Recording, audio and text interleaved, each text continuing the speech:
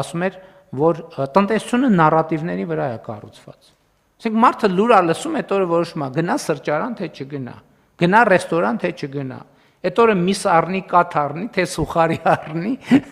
երկար պահելու համար։ Ամբողջ ժամանակակից տնտեսությունը, այսինքն այն որ կատարվում է իրականության մեջ, եւ իմչայլոց, սրանց քաղաքական հետևություն էլ կա։ Այն որ 2025 թվականին, 2024 թվականին, 2023 թվականին մենք շարունակական տնտեսական աճ ենք ապահովել, դա նշանակում է, որ ոմանց կողմից զարգացվող Հայաստանի կործանման տեսության ոչ մեկ չի հավատում։ Հակառակ այդ պայմաններում հենց այդ գիրքը հիշեցի, այդ Նոբելյան մրցանակակիր էր կարծեմ գրքի հեղինակը,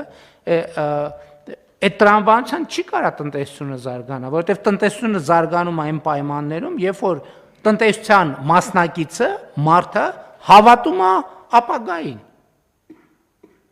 Եվ